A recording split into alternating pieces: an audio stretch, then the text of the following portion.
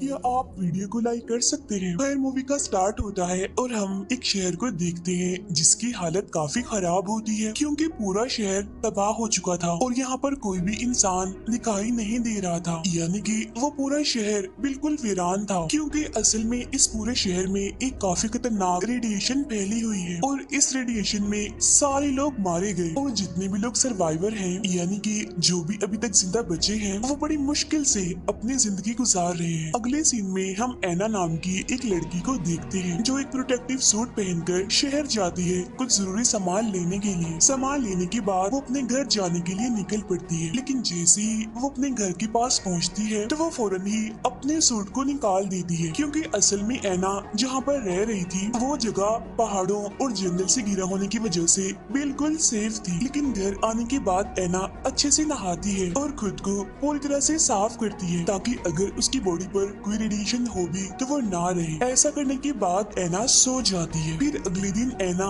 जब अपने डॉग के साथ अपने लगाए हुए ट्रैप को देखने के लिए जाती है तो वो देखती है कि इस ट्रैप में तो कोई भी चीज नहीं फंसी, यानी जो उसके खाने के काम आ सकती। लेकिन तभी अचानक से एना का डॉग वहाँ से भागने लगता है, इसीलिए अब एना भी उसके पीछे पीछे जाने लगती है। जहाँ वो अपने डॉग का पीछे करते करते एक अजीब तरह की दिखने वाली गाड़ी के पास पहुँचती है और तभी उसका डॉग किसी को देखकर वहाँ से भागने लगता है। इसी वजह से अब एना भी एक जगह पर छुपकर ये देखने लगती है कि आखिर वहाँ पर कौन है, इन्हें जिसको देखकर उसका डॉग वहाँ से भाग गया। जहाँ पर एना देखती है कि एक आदमी एक सूट पहने उसी गाड़ी के पास आता है और इस आदमी का नाम जॉन होता है। फिर वो अपनी मशीन से वहाँ पर रेडिएशन चेक करने लगता है, लेकिन उसे यहाँ पर रेडिएशन नहीं मिलती, जिसकी वजह से जॉन काफी खुश हो जाता है और वो अपना सूट उतार देता है और खुशी से जोरों जोरों से चिल्लाने लगता है। खैर ऐसा करने के बाद जॉन वहाँ से आगे बढ़ जाता है। जहाँ उसके जाने के बाद एना अब उसकी गाड़ी के पास आती है, लेकिन तभी एना का डॉग उसे अपने साथ चलने के लिए कहता है और जब एना उसके पीछे पीछे जाती है तो उसे एक जगह पर जॉन दिखाई देता है जो कि इस टाइम वाटरफॉल से गिरने वाले पानी में नहा रहा होता है। तब एना फौरन से भागकर उसके पास आती है और जल्दी से वो उसे पानी से निकलने का कहती है, लेकिन जब जॉन एना के पास गन देखता है तो वो डर भी जाता है और अलर्ट भी हो जाता है, इसीलिए वो फौरन से ही अपनी गन उठाकर एना पर पॉइंट कर देता है। तब यहाँ पर एना जॉन को समझाती है कि देखो मैं यहाँ पर तुम्हें कोई नुकसान पहुँचाने नहीं, तुम्हें मारने नहीं आई, बल्कि मैं तो तुम्हारी बेहतरी के लिए यहाँ पर आई हूँ, तुम्हें मना करने के लिए कि तुम इस पानी में ना नहाओ क्योंकि असल में ये पानी शहर में से आ रहा है जो कि रेडियो एक्टिव है। जब ये सुनकर जॉन एकदम से घबरा जाता है, इसीलिए वो एना की बात मानते हुए फौरन से ही पानी से बाहर आ जाता है, लेकिन तब तक रेडिएशन उसकी बॉडी में जाकर उसकी पूरी बॉडी में फैल जाती है, जिसकी वजह से जॉन की हालत खराब हो जाती है और उसे वॉमिट्स होने लगती है। तब जॉन फौरन से ही अपनी गाड़ी के पास आकर गाड़ी में से इंजेक्शन निकाल कर खुद को लगाने की कोशिश करता है, लेकिन उससे ऐसा नहीं हो पाता, यानी कि वो खुद को इंजेक्शन नहीं लगा पाता। इसीलिए इस चीज में यानी कि इंजेक्शन लगाने में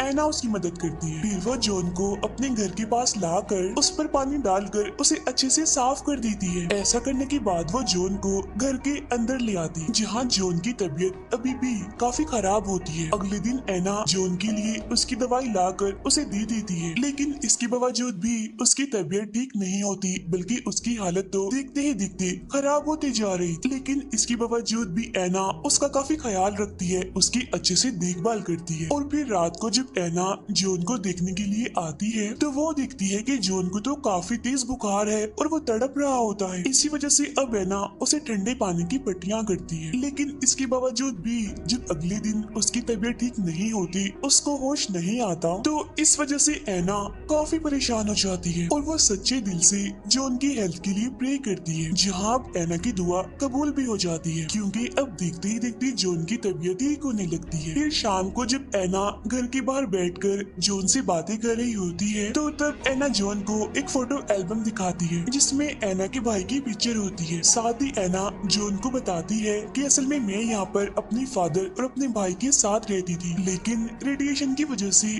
मेरे फादर की मौत हो गई। लेकिन फिर एक दिन जब मेरा भाई जरूरत का सामान लेने गया तो तब से वो वापस नहीं आया, उसका कुछ भी अता पता नहीं है कि वो कहाँ पर है, वो जिंदा भी है, ठीक भी है या फिर नहीं।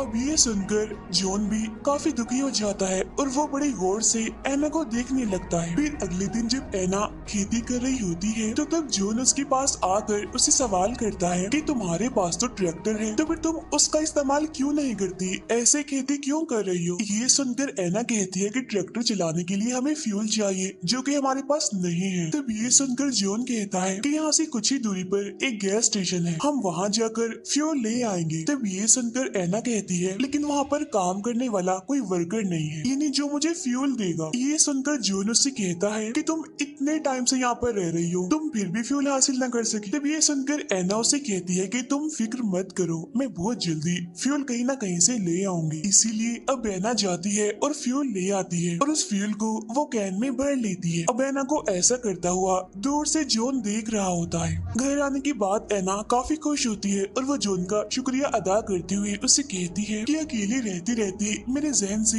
ये बात ही निकल गई कि मैं वहाँ पर खुद जाकर भी तो फ्यूल निकाल सकती हूँ। जिस पर जॉन कहता है कि हाँ, अकेले रहने से ऐसा ही फील होता है हमें, क्योंकि मैं भी पिछले काफी टाइम से एक बंकर में रहा करता था। मैं भी वहाँ तुम्हारी तरह बिल्कुल अकेला रहा करता था, जहाँ मुझे ऐसा लगता था कि मेरी जिंदगी तो गुजर ही नहीं रही, एक जगह पर ठहर गई हो जैसे। असल में मैं एक इंजीनियर हूँ, इसीलिए तब मैंने ये बात सोच ली कि चाहे मैं मर ही क्यों ना जाऊँ, लेकिन मैं बंकर से बाहर जाकर रहूंगा, आजादी की जिंदगी गुजारूंगा। इसीलिए मैंने खुद ही अपने लिए वो अजीब सी गाड़ी बनाई और वो सूट बनाया बाहर निकलने के लिए। अगले दिन हम एना को देखते हैं जो कि मछली पकड़ रही होती है, जहाँ वो एक मछली को पकड़ भी लेती है, जिसे बाद में पकाकर वो जॉन के साथ खाती है और एंजॉय करती है। जहाँ पर एना जॉन को बताती है कि पहले मेरे पास जनरेटर था, लेकिन अब तो वो चलता नहीं, वो तो कब का खराब हो गया। तब ये सुनकर फौरन जॉन उस जनरेटर को चेक करने के लिए जाता है, जहाँ वो उसे ठीक करने की कोशिश भी करता है, लेकिन वो नाकामयाब रहता है, उससे जनरेटर ठीक नहीं होता। इसीलिए अब वो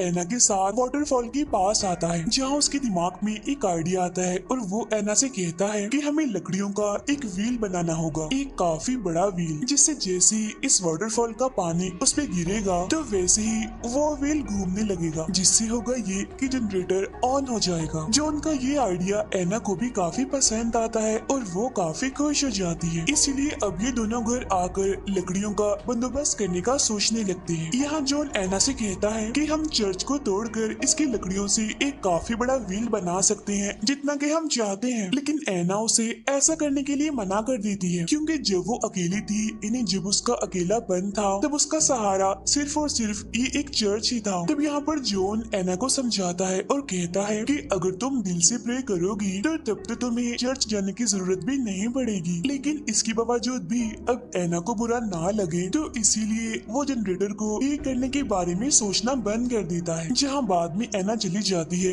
खेती करने के लिए। अब जॉन एक वीरान पड़ी हुई सुपरमार्केट में आ जाता है, जहाँ पर उसे शराब की कुछ बॉटल्स मिलती हैं, जिनको जॉन वहीं पर ही बैठकर पीने लगता है। और जब एना वहाँ पर आती है तो तब जॉन उसको देखकर ज्यादा ड्रिंक करने लगता है और बहुत ज्यादा नशे में हो जाता है। इसीलिए एना जैसे तैसे करके जॉन को घर ले आती है, जहाँ जॉन एना पर काफी चिल्लाने भी लगता है, जिस वजह से एना उदास होकर नाराज होकर वहाँ से चली जाती है। फिर अगली सुबह जॉन एना के लिए नाश्ता लेकर आता है और पिछली रात जिसने एना के साथ मिसबिहेव किया होता है वो उसके लिए भी एना से माफी मांगता है। तब उसकी माफी सुनकर एना कहती है कि इट्स ओके, मैं नाराज नहीं हूँ, रिलैक्स हो जाओ। अब हम रात का सीन देखते हैं, जहाँ पर वो दोनों कैंडल लाइट डिनर कर रहे होते हैं, जहाँ एना एकदम से बहुत ज्यादा शराब पीने लगती है। हालांकि जॉन उसे इतनी शराब पीने से मना करता है, लेकिन इसके बावजूद भी वो जॉन की एक नहीं सुनती और बहुत ज्यादा शराब पी लेती है।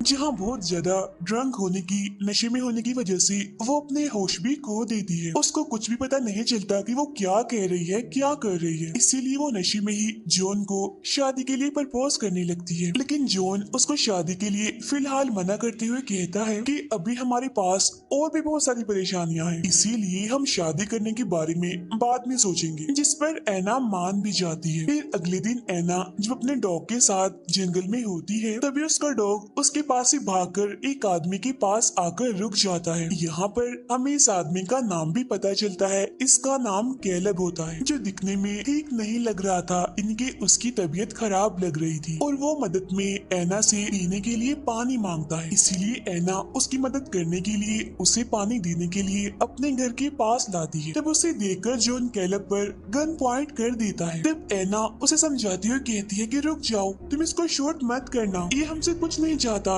इसको बस पानी चाहिए। इसीलिए अब एना कैलब की हेल्प करते हुए उसको पीने के लिए पानी देती है। यहाँ पर कैलब उनको बताता है कि मैं यहाँ पर कुछ दूरी पर बनी एक केव में अपने साथियों के साथ रह रहा था, लेकिन रेडिएशन की वजह से मेरे सारे साथी मारे गए। इसीलिए अपनी जान बचाने के लिए मैं वहाँ से भाग गया। तो इसी वजह से क्या कुछ दिनों के लिए मैं भी आप लोगों के साथ रह सकता हूँ। तब इस पर जॉन उसे घर के बाहर रहने की परमिशन दे देता है। तब इस बात पर एना जॉन से कहती है कि हमें कैलब को घर के अंदर ही रख लेना चाहिए। इसीलिए अब वो कैलब को भी घर के अंदर ले आती है। फिर इसके बाद जब ये तीनों खाना खा रहे होते हैं तो यहाँ पर कैलब जॉन से सवाल करता है कि आखिर तुम इस तरफ कैसे आए थे। तब ये सुनकर जॉन कहता है कि असल में मैं नॉर्थ की तरफ जा रहा था, लेकिन तभी वहाँ से भागते हुए एक लड़का आया जिसकी उम्र काफी कम थी और उसकी हालत भी काफी खराब लग रही थी। वो लड़का मुझसे मेरा खाना चुराने की कोशिश कर रहा था, लेकिन रेडिएशन का शिकार होने की वजह से कुछ ही देर में उसकी हालत काफी खराब हो गई, जिसके बाद मैं उसे वहीं पर ही छोड़कर इस तरफ आ गया। खाना खाने के बाद एना कैलब को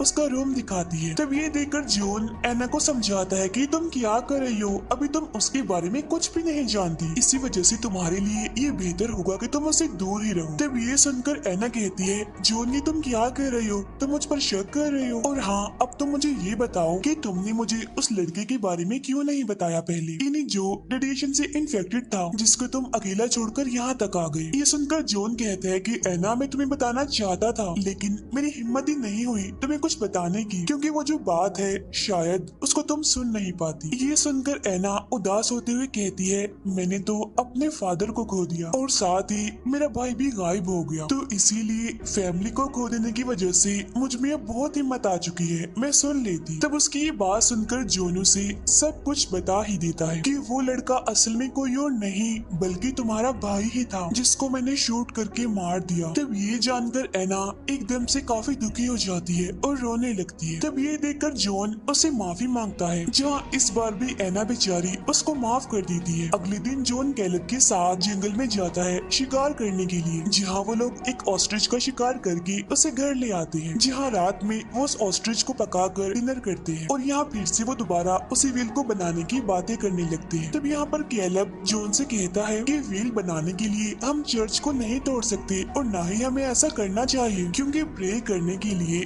चर्च एक काफी अच्छी जगह है, इसीलिए हमें उसे किसी भी किस्म का कोई भी नुकसान पहुँचाना नहीं चाहिए। लेकिन यहाँ पर इस बार एना जॉन से कहती है कि तुम्हें जो ठीक लग रहा है तुम वैसा कर लो, मैं तुम्हारे हर काम में तुम्हारा साथ दूंगी, पूरा साथ। तब उसकी ये बात सुनकर जॉन चर्च को तोड़ने के लिए मान जाता है और फिर अगले ही दिन वो तीनों चर्च को तोड़कर उसे व्हील बनाने में लग जाते। अब देखते ही देखते एना और कैलब एक दूसरे के क्लोज होते जा रहे थे, यानी वो दोनों एक दूसरे के काफी करीब होते जा रहे थे। और ये देखकर जॉन को तो बिल्कुल भी अच्छा नहीं लगता, उसे काफी बुरा लगता है। इसीलिए वो एना को अपने पास बुलाकर उसे समझाता है कि तुम जो कर रही हो मुझे उससे बुरा नहीं लग रहा, क्योंकि ये तुम्हारी जिंदगी है, तुम्हें पूरा इख्तियार है और इसी वजह से तुम्हारा ये हक भी है कि तुम जिसके साथ चाहो उसके साथ रह सकती हो, यानी चाहे तो मेरे साथ या फिर कैलब के साथ।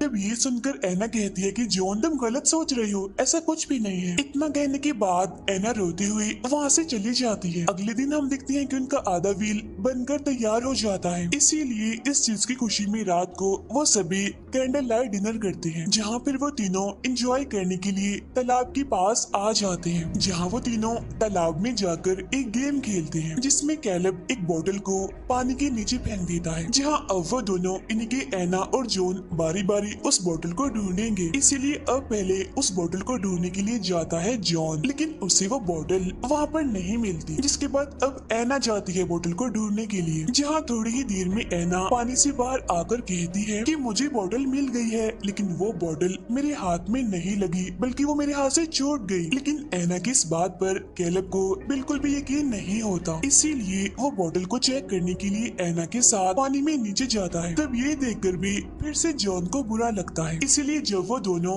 पानी से बाहर आते हैं तो जॉन एना से कहता है कि अब मैं तैयार हूँ शादी करने के लिए, अब हमें शादी कर लेनी चाहिए। इसीलिए अब वो दोनों डिस्कशन करने के लिए रूम में जाते हैं, लेकिन शराब पीने की वजह से जॉन इतना ड्रंक हो जाता है कि वो सो जाता है। तब ये देखकर एना को बिल्कुल भी अच्छा नहीं लगता, इसीलिए वो कैलेब के पास जाकर उसके साथ टाइम गुजारती है। इसके बाद हम अगली सुबह का सीन देखते हैं, जहाँ पर एना नाश्ते के टेबल पर बैठी होती है, जहाँ तभी उसके साथ में कैलेब आके बैठ जाता है, जिसे देखकर एक बार फिर से जॉन को बुरा लगता है, लेकिन इस बार उसे कुछ गड़बड़ लगती है। लेकिन हम देखते हैं कि एना यहाँ पर नहीं बैठती और वह खुद ही वहाँ से चली जाती है। इसके बाद जॉन और कैलेब व्हील बनाने के आखिरी काम को करने के लिए चले जाते हैं, जहाँ रास्ते में जॉन कैलेब से कहता है कि तुम्हारे आने से मैं और एना एक दूसरे के काफी करीब आ गए, इसीलिए तुम्हारे आने का बहुत बहुत शुक्रिया। ये सुनकर कैलेब हंसते हुए जॉन से कहता है, जॉन तुमसे झूठ बोला नहीं जाता और झूठ बोलते हुए तुम अच्छे नहीं लगते, पकड़े जाते हो। असल में बात तो ये है कि तुम तो ये चाह रहे होगे कि मैं तो यहाँ पर कभी आता ही ना। और अब ये सुनकर जॉन उसकी बात का जवाब नहीं देता। खैर इसके बाद वो दोनों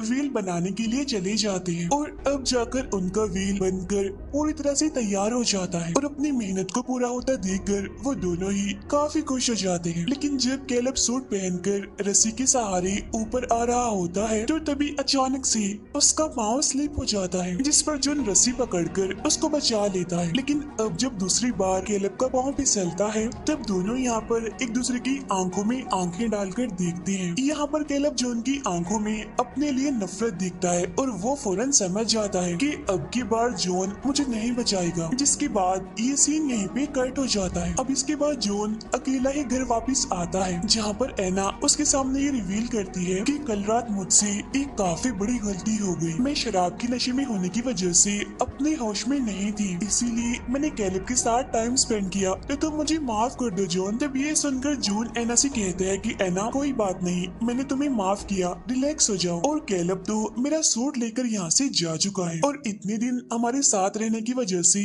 वो हमारा शुक्रिया अदा करके गया है। लेकिन ये सुनकर एना घबरा जाती है, उसे जॉन पर शक होने लगता है, इसीलिए वो फौरन से घर से बाहर आकर देखने लगती है। लेकिन उसे यहाँ पर कोई भी दिखाई नहीं देता, जिस पर एना एकदम काफी दुखी हो जाती है। लेकिन अब उसे यहाँ पर जॉन पर शक हो जाता है, यानी कि शायद जॉन ने ही कैलेब को कुछ कर दिया होगा। और अब इसी तरह उदासी में वो कुछ और दिन गुजार देती है। फिर कुछ दिन के बाद उसके घर में लाइट आ जाती है, क्योंकि उसके घर की वायरिंग को जॉन ने जनरेटर से जोड़ दिया था और बाद में जनरेटर को उस व्हील की मदद से चला दिया गया। और अब ये देखकर एना काफी खुश हो जाती है। फिर अगले दिन वो कुछ सामान लेने के लिए अपने घर के स्टोर में आती है, जहाँ उसे एक पियानो दिखाई देता है, जो कि असल में पहले चर्च में हुआ करता था। लेकिन चर्च को तोड़ने के बाद जॉन ने इस पियानो को यहाँ पर रख दिया और अब उस पियानो को एना बजाने लगती है। तब इतने ही देर में जॉन भी यहाँ पर आ जाता है। लेकिन अब एना जिस नजर से जॉन को देख रही होती है, उसे देखकर हम ये अंदाजा लगाते हैं कि एना को सब कुछ पता चल गया है, यानी कि जॉन ने ही